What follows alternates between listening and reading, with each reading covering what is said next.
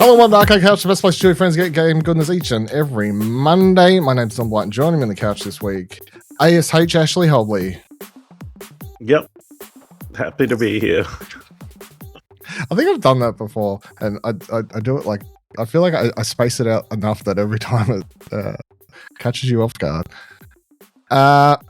So there has been not much this week, so we'll touch on two news things in a moment. But otherwise, the big game release of the week was Saros, the first big PlayStation first-party release of 2026.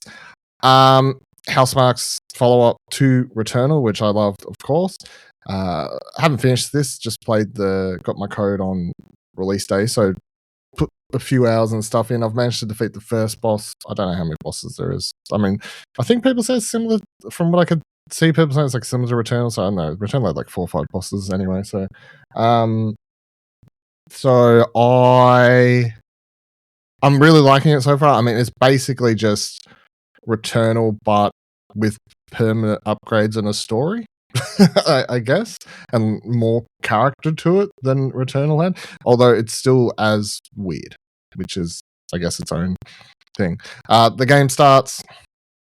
Rahul Kohli is I can't remember. The character's name's Arjun. He plays this character who, it's like they've been sent to this planet to... they were sent in as a support ship. You can choose to care as much about the story as you want, because most of it's being told in confusing things and then piecing it together with like audio logs and text logs and stuff like that. But so the team he's with was sent in as a support ship for the ship that was there previously, is my understanding so far. And then, but when they got there, everything sort of went haywire. There was like an eclipse, and then when people looked at the eclipse, everyone sort of started freaking out, including his character, like went missing for days, it seems. And then when you rock back up at the base camp at the start of the game, everyone's like, what the fuck's going on? Like, where have you been? You've been disappeared for ages. And then you also, this character you bump into right at the start is freaking out and basically saying praise the sun, or I don't know, something in like to similar effect. So it all ties into this eclipse nonetheless that's happening on this planet. And he was freaking the hell out, and then your commander, I guess, shot and killed him. And anyway, so there's some weird shit going on. There's aliens.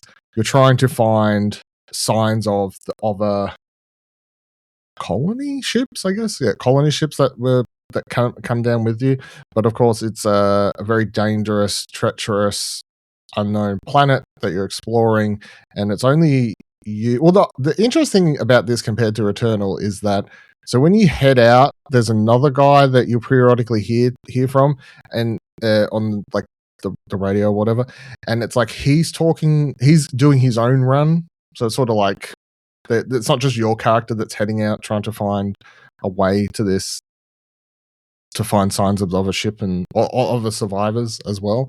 And you'll hear stuff periodically from him as it goes. So it's a bit less of a lonely, I guess, secluded experience that Returnal is, where it's just you there and there's like no one else. And you know, other than if you manage to get to the weird flashback first person house stuff that a lot of people wouldn't have got to in that game, there's not a lot of like other characters or hints at other characters at all, or human characters nonetheless, apart from the audio recordings in that game.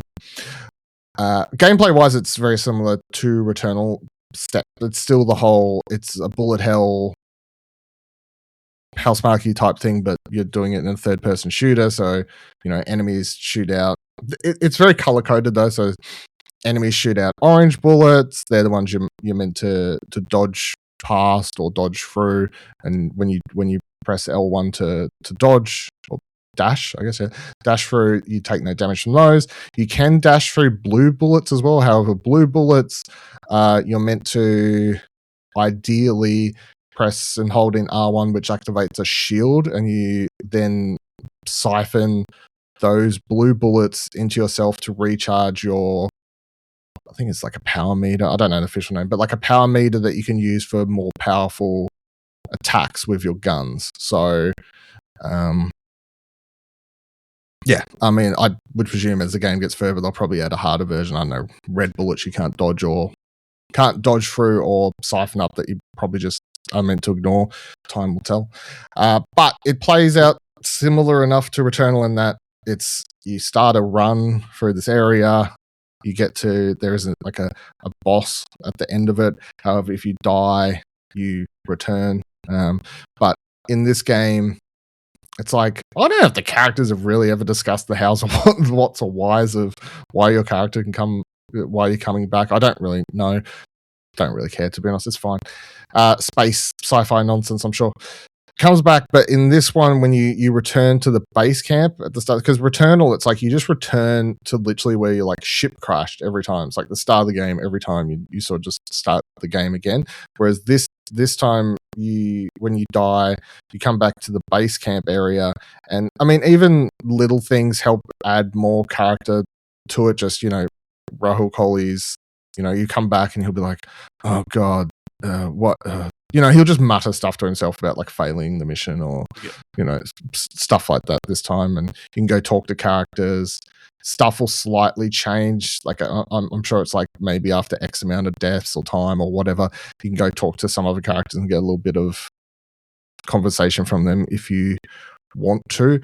And then also in the base camp area, there's like an AI robot thing, which is technically actually the person who's in charge of the entire thing, which is also odd because we're leaving AI in charge of everything. Oh, but you can talk to him and you can use the permanent upgrade resource that enemies drop when you kill them throughout your runs to then increase things on this very simple but something that Returnal didn't have, like a skill system thing. So you can it's like a node system. So it's you go up and you can use them to put points into increasing your overall armor, how far enemies drop more whatever resource for you to then spend on upgrading other things, increase the level of the overall quality and level of guns that you'll find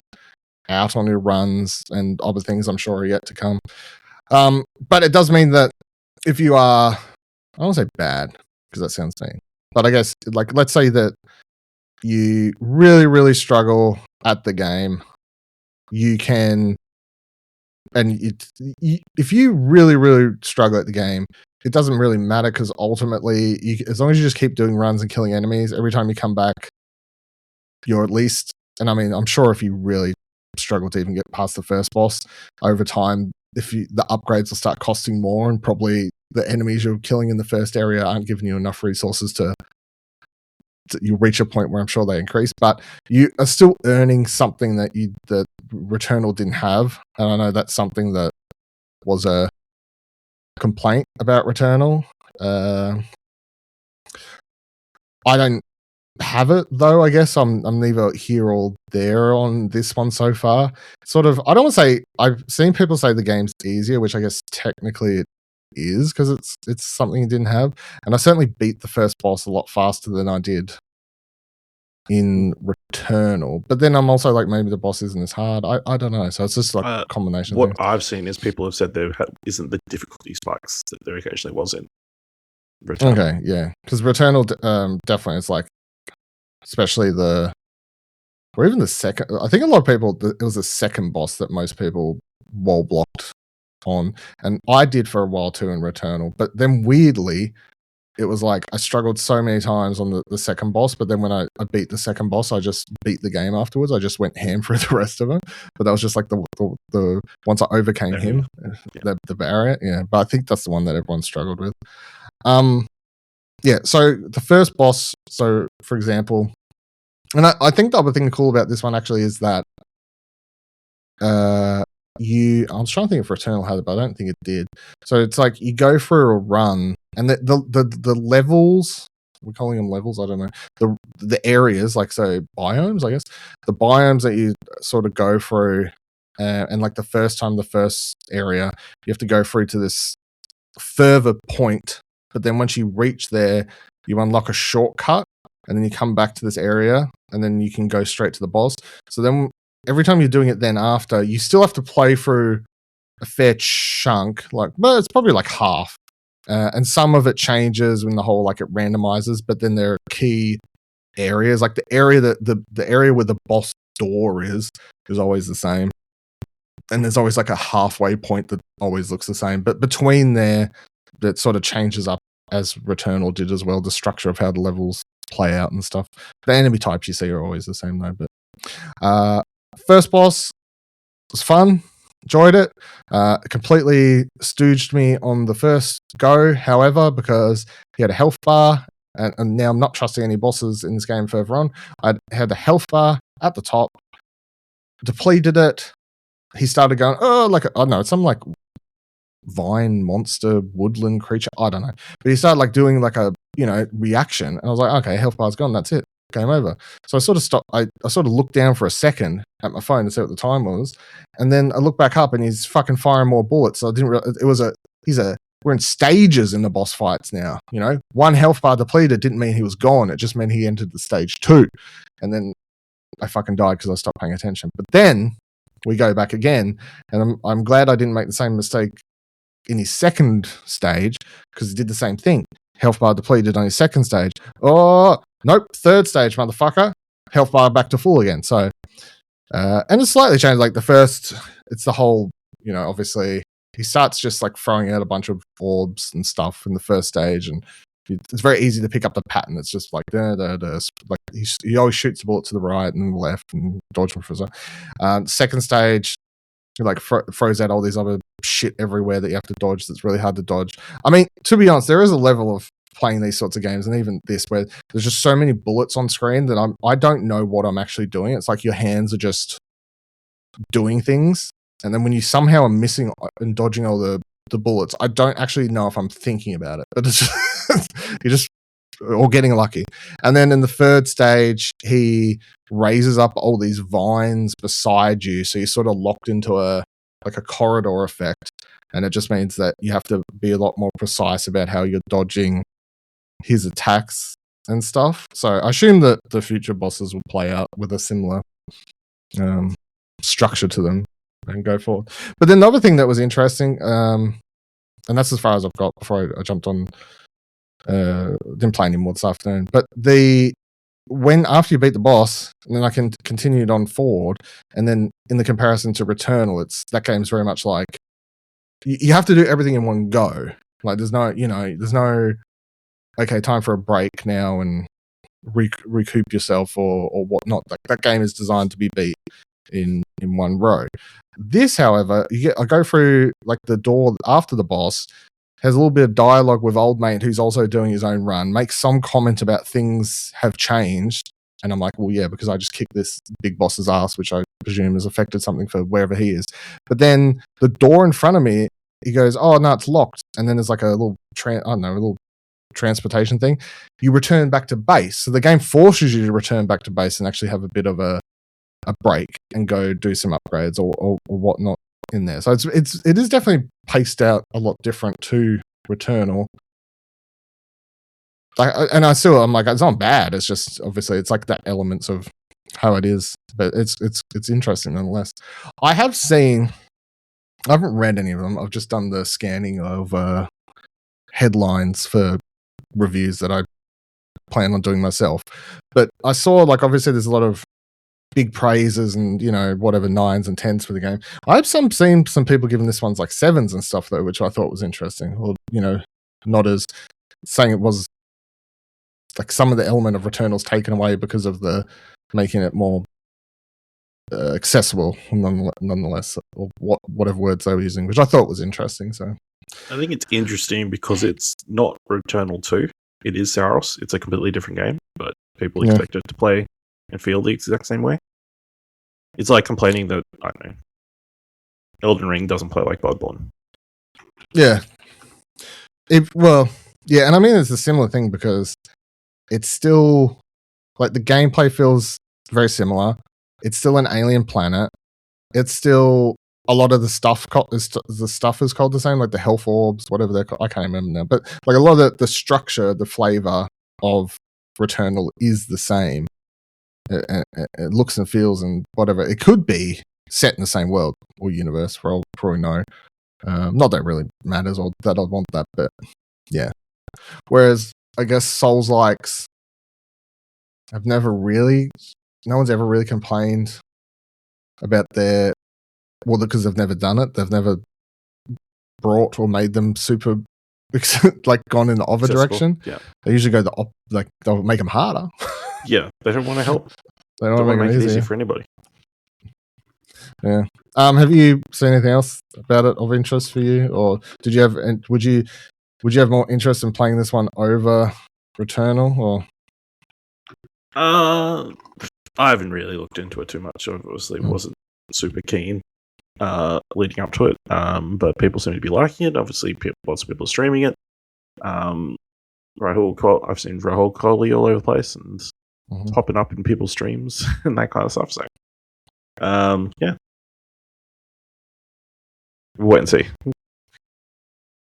Yeah, because I knew you had no interest in Returnal because of the difficulty factor. So I wasn't sure if this one was, I don't know, a bit more story, more accessible, but yeah.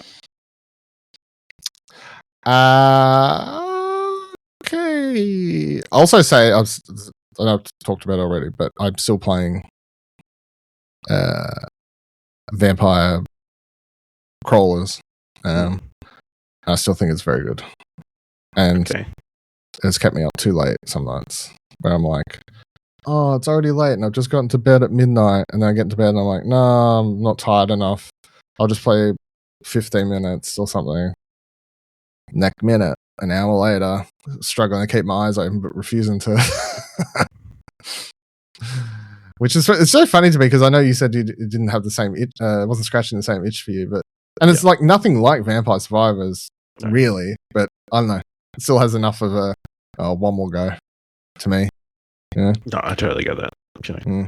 I've got the same problem with Eugenics still, which I barely scratched the surface in. I feel like I'll die and I'm like, I'll just start another run. I'll just do like till the first boss, and then it's like an hour later.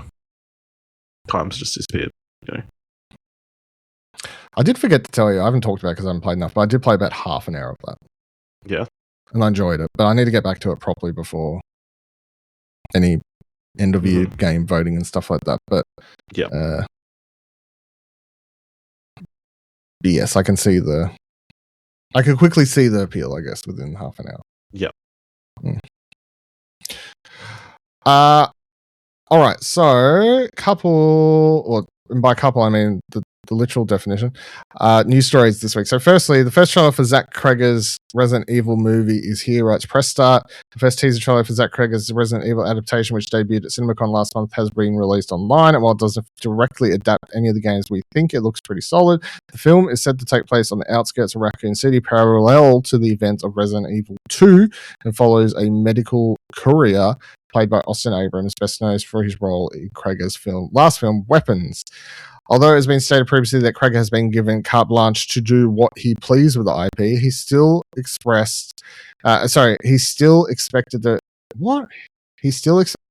pleased with the IP.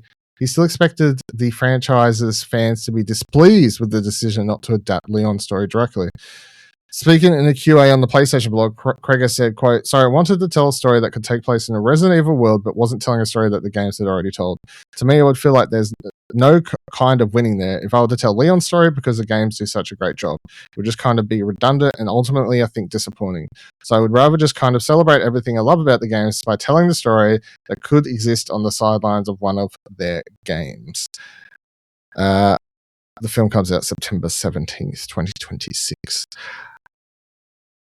I think it looks really good. And obviously I was already excited just because it is Zach Cregger doing it, and he's on a roll of... He's 2 for 2. He's 2 for 2.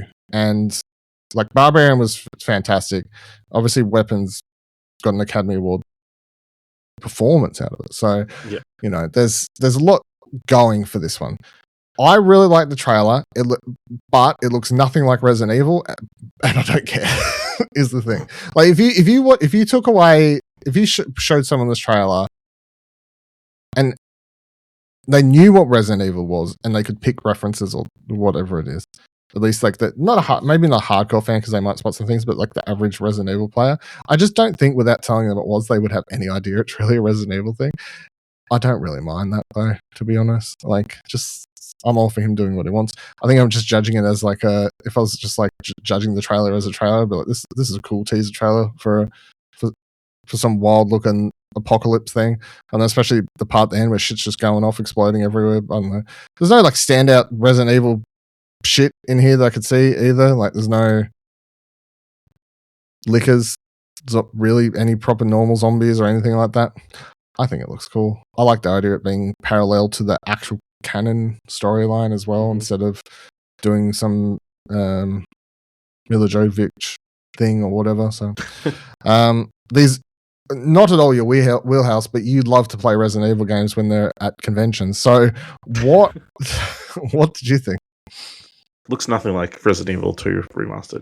Yeah, I mean, it looks like a good horror movie. Like, it obviously is setting up all that kind of stuff. I don't have, well, as someone who has no attachment to the franchise, I've got no problem with them like moving away from core characters, the core characters and that kind of stuff. Obviously, Resident Evil as a movie franchise has already gone in completely weird and wacky directions away from the games. And the last time they tried to do a Resident Evil movie, they did try and do it closer to the video games, and that flopped. So give Zachary room to make something new and interesting. I think, it's fine. I don't think every video game movie needs to be a direct adaptation of the source material.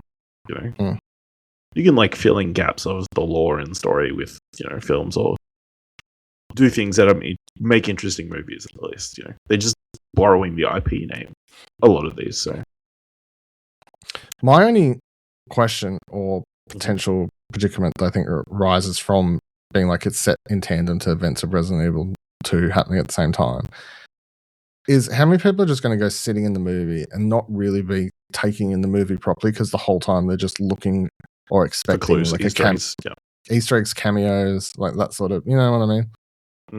I know that's because I guarantee that's what some people will sit there doing. Well, like, that's their problem. Yeah. If you go with, it's like anything, if you go with set expectations and don't just let the thing experience the thing, you're going to set you up for disappointment usually.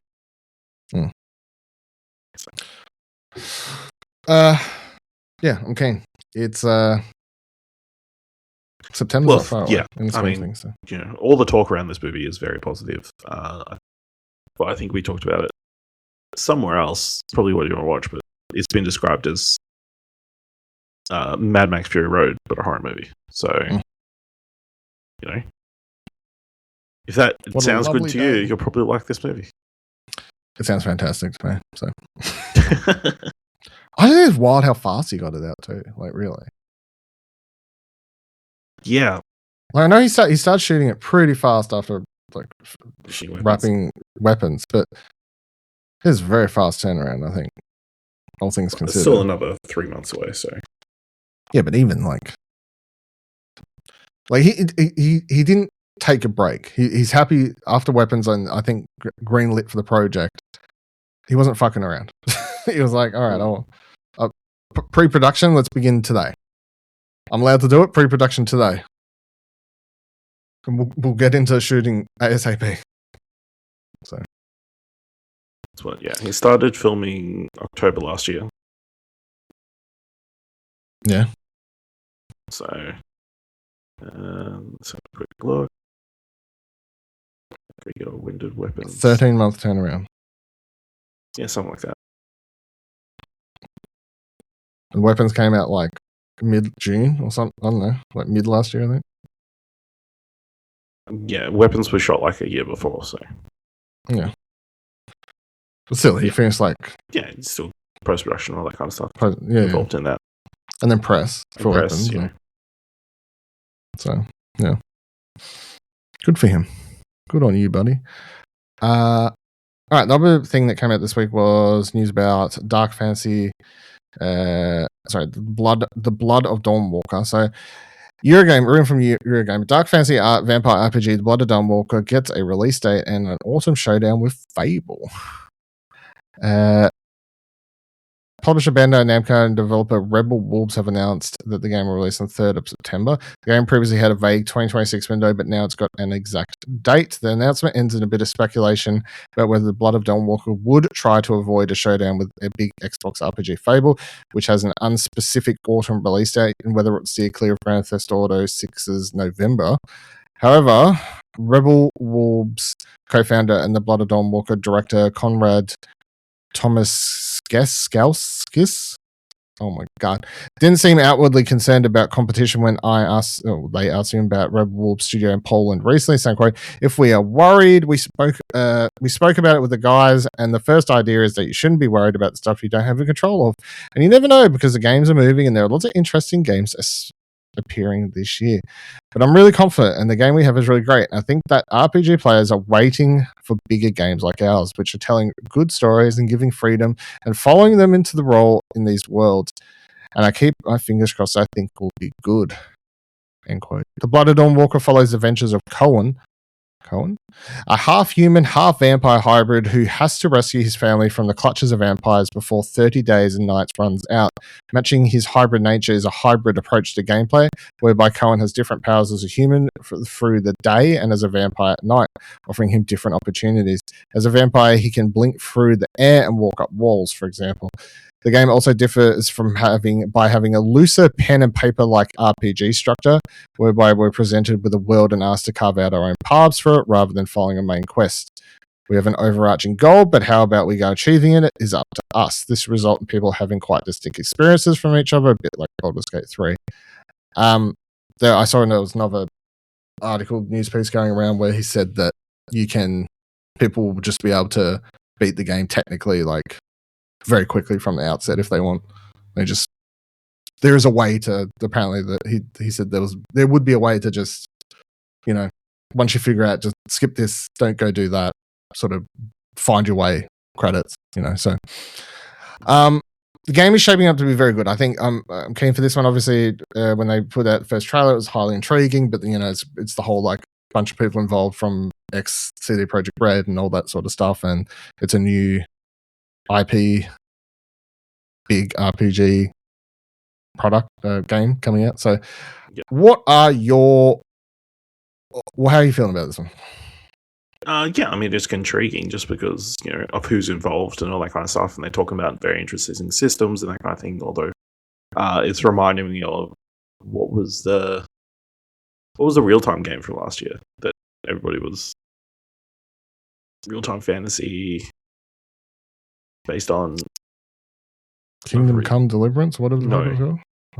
It's all fantasy. What are you Googling to try and find this? I want to know. No, I'm just trying to go through my mind palace. I don't know. How's you sorting through your mind palace?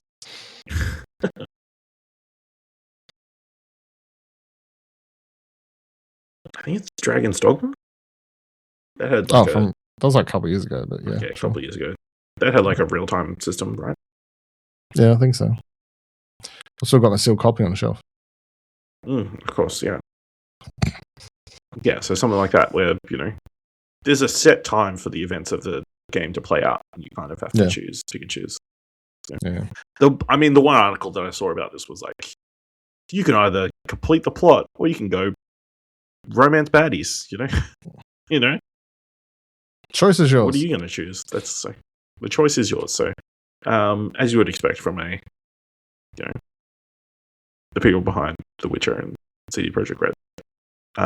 So yeah, I mean, it's promising. Obviously, it's a very different setting to, it's vampires and shit, so a little bit different to The Witcher and that kind of thing, but not too far removed, I guess. So yeah, it's promising. Does the vampires and stuff turn you off as the horror hater? I don't know. Depends on how much is set at night. Half. Oh yeah, that's a good point. Half will be set at half of those 30 days. There's 30 days. and there's 30 nights. Okay. So Maybe half. I can just sleep during the nights. Let my character sleep. I think he needs to sleep. I think that's not what he needs to do. So, yeah, I'm keen. Keen for more information. Keen to find out more. Looks good. Story looks intriguing. Gameplay elements. What they're doing. It's different enough, you know.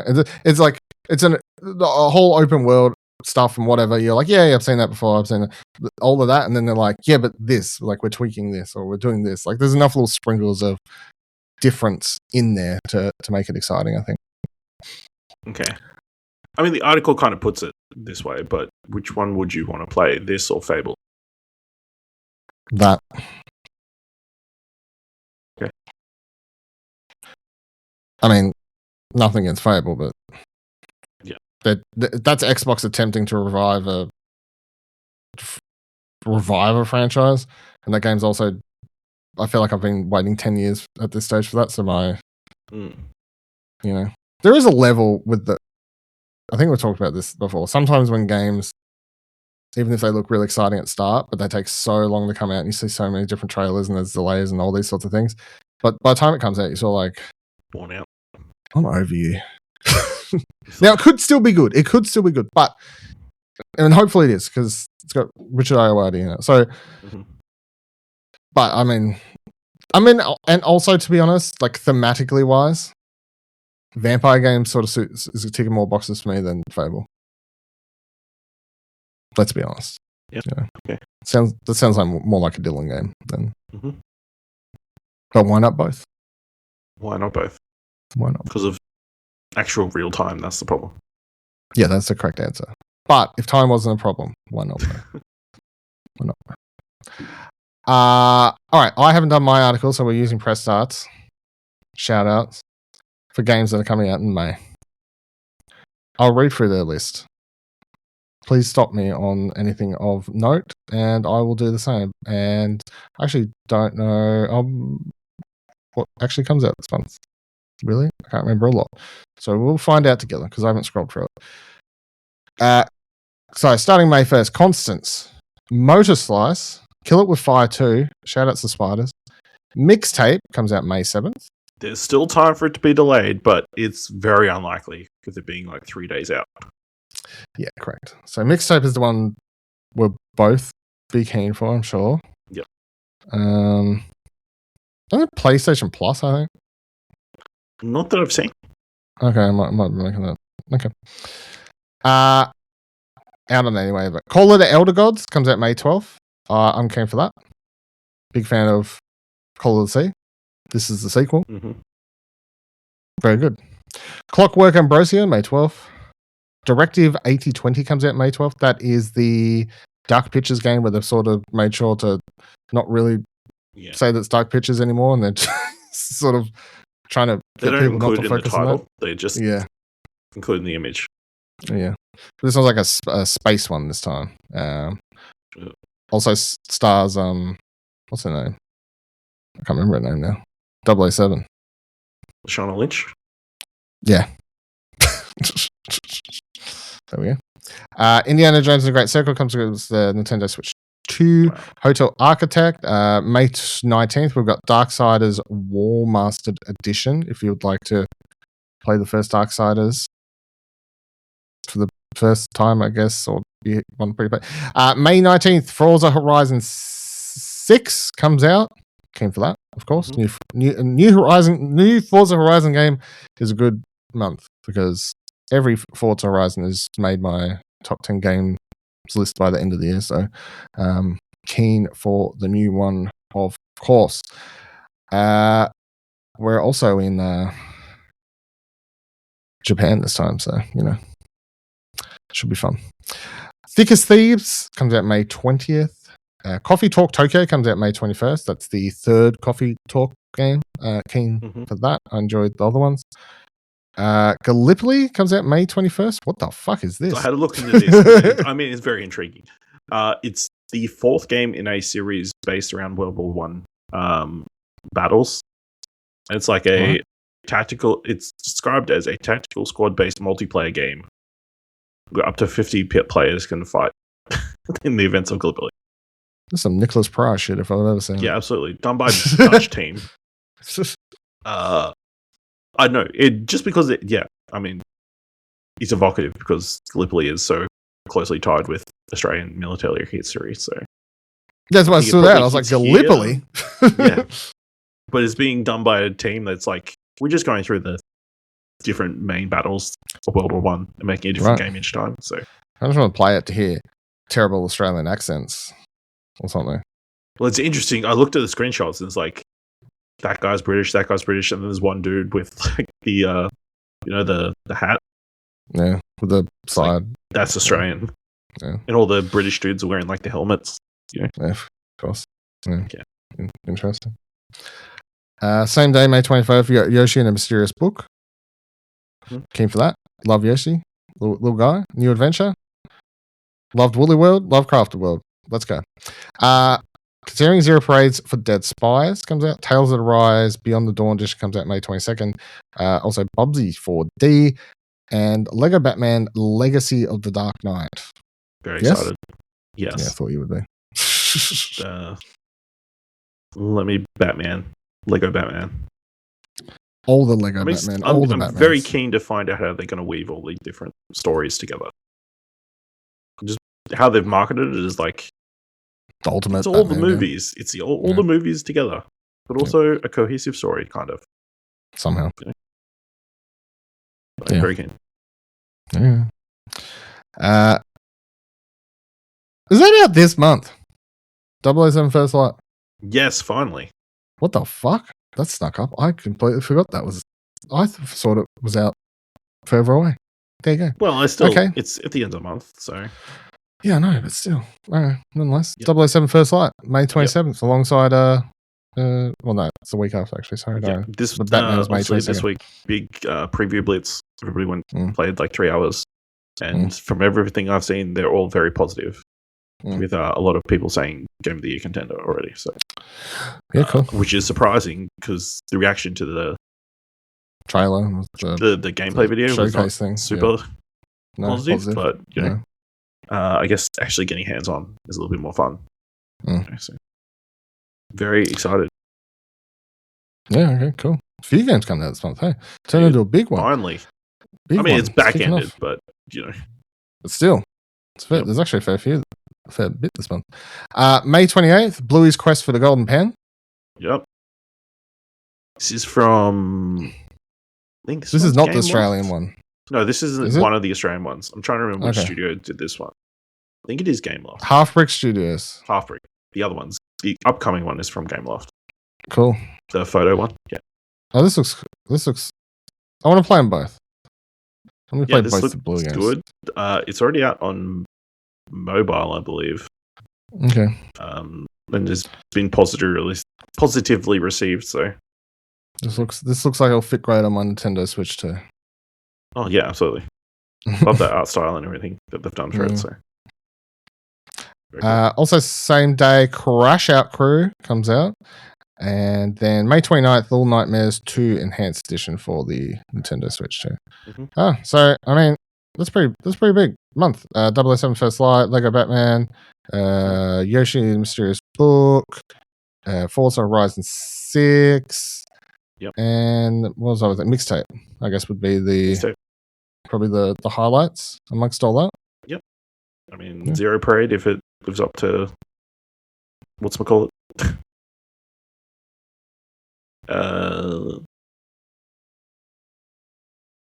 Disco Elysium. What? If it's Disco Elysium. Yeah. If it lives up to Disco Elysium. Yeah, I'm keen to see how it goes, but I'm still a little bit trepidatious, a little bit cautious on that one. All right, that'll do it for this week's episode of Arcade Couch.